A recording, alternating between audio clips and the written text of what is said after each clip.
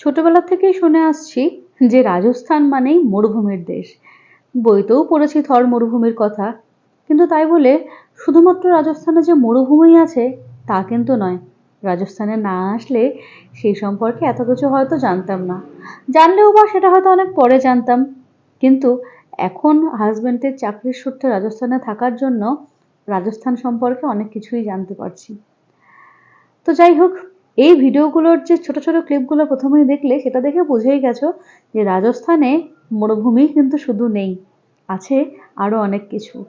তার মধ্যেই পাহাড়ও পড়ে। হ্যাঁ, সেদিনকে হঠাৎ করেই আমরা তিনজন মিলে চলে গেছিলাম রাজস্থানের পাহাড়, যার নাম মাউন্ট আবুতে। ভোর 3:30টার সময় রওনা। সকালবেলা 3টের সময় ঘুম থেকে উঠে কোনো রকমে একটু চা খেয়ে বাচ্চাটাকে রেডি করিয়ে তিনজন মিলে বেরিয়ে পড়লাম। সকালের সৌন্দর্য আর ভোরের সৌন্দর্য আর মিড নাইটের সৌন্দর্য, তিনটে কিন্তু তিন রকমের, যেটা ঘুমন্ত আমরা কেউই জানতে পারি না। ভোরবেলায় বেরোনোর সুবাদে রাত জাগা পাখিদের সাথে সকাল হওয়াটা দেখলাম, সূর্য ওঠা দেখলাম, এবং রাতের ওই নিশতি অন্ধকারকে সাক্ষী মেনে আমরা যখন এগিয়ে চলছিলাম, ঠিক উদয়পুরের কাছে চলে আসার পর এরকম একটা প্রাকৃতিক সৌন্দর্য। এই যে কি সুন্দর লাগছিল, সামনে থেকে না বললে, না দেখলে আমি বলে বোঝাতে পারবো না।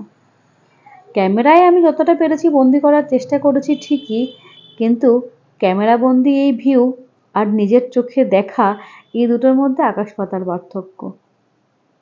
অনেক দিন ইচ্ছা ছিল পাহাড়ে যাব, পাহাড়ে যাব।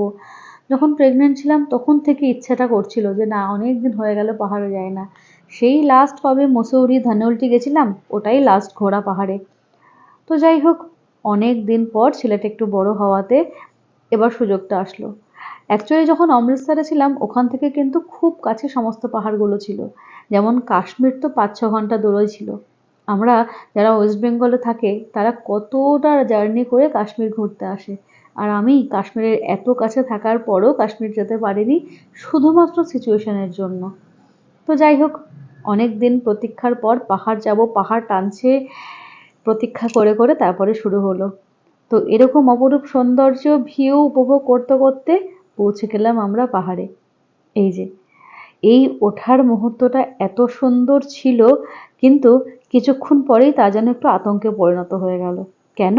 এই যে কুয়াশা, উফ, কি মারাত্মক কুয়াশা! সামনে কিচ্ছু দেখা যাচ্ছিল না। তার ওপর এই প্রথম হাজবেন্ড এরকম ভাবে ড্রাইভ করে নিয়ে যাচ্ছে, তাও আবার পাহাড়ে। সৌভাগ্যবশত সামনে এই গাড়িগুলো ছিল, আর সেই কারণেই এই গাড়িগুলোকেই একে অপরে কিন্তু ফলো করে করে আমরা যাচ্ছিলাম। কেননা এই গাড়িগুলো যদি না থাকতো, সামনে কোথায় যে রাস্তা, রাস্তা কোন দিকে ডান দিকে মুড়ছে না বাঁ দিকে মুড়ছে, কিচ্ছু দেখার উপায় ছিল না। ক্যামেরাতে তো তাও অনেকটা পরিষ্কার দেখা যাচ্ছে, কিন্তু সচক্ষে যখন দেখছিলাম একদম অন্ধকার ছিল। তো যাই হোক, আশেপাশের যে ভিউটা, মানে ডান দিকের যে ভিউটা, ওটা দেখলে তোমরা বুঝতে পারবে যে কতটা অন্ধকার, কতটা ঘন কুয়াশা। এরকম কুয়াশা ঘেরা পাহাড়ের রাস্তা বেয়ে উঠে পড়লাম আমরা মাউন্ট আবুতে। যেহেতু খুব ভোর ভোর বেরিয়েছিলাম, সেই কারণে আমরা মোটামুটি 8:30-9টার মধ্যেই পৌঁছে গেছিলাম। রাস্তায় সেভাবে দাঁড়াইনি, জাস্ট একবার চা খেতে দাঁড়িয়েছি, আর ওখানে পৌঁছে আমরা করলাম ব্রেকফাস্ট। ব্রেকফাস্টে আমি খেয়েছিলাম আলুর পরোটা, আর বর খেয়েছিল ছোলে ভাটুরে। যদিও আলুর পরোটার ভাগিদার আমার ছেলেও ছিল, এই যে কোলা ব্যাঙের মতো লাফিয়ে লাফিয়ে চলছেন। খাওয়া দাওয়া করে সবার প্রথমে আমরা চলে আসলাম নাক্কি লেক। এই লেকের সম্পর্কে একটুখানি বলি। এই নাক্কি লেক নাকি একজন সাধু তার নখ দিয়ে খুঁড়ে তৈরি করেছিল, আর যেহেতু নখ দিয়ে খুঁড়ে তৈরি করেছিলেন, সেই জন্য এই লেকের নাম নাক্কি লেক। চারিদিকে পাহাড়ে ঘেরা, আর মাঝখানটায় এই লেক। কি দুর্দান্ত যে লাগছিল! আর তোমরা তো এখন অনেকেই মোটামুটি জানো, একটু শরীরের দিকে খেয়াল রাখা শুরু করেছি, আর সেই কারণে যেহেতু আজকে এক্সারসাইজটা হয়নি, তাই লেগ ওয়ার্কআউটটা করে নিলাম এভাবে বোটিং করে। মোটামুটি প্রায় 1 ঘন্টা পায়ের বেশ ভালো রকমের এক্সারসাইজ করলাম, আর তার সাথে এই ভিউটা উপভোগ করছিলাম। কি দুর্দান্ত যে লাগছিল!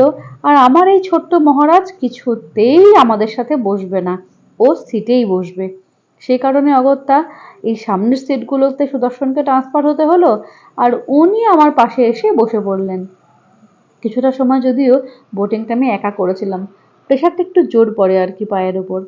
তো যাই হোক, এই সুন্দর ভিউগুলো উপভোগ করতে করতে ডে 1 এর সকালটা আমরা এভাবেই শেষ করলাম। বিকেলটা কি দেখার ইন্টারেস্ট আছে? আর পরের দিন কোথায় কোথায় ঘুরলাম?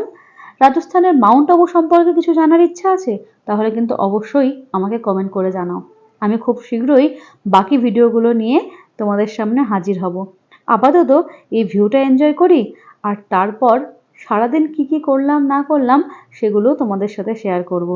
আর সারাটা রাত এমন বিচ্ছিরি ভাবে আমাদের কেটেছে সেটাও পরের গল্পে তোমাদেরকে বলবো।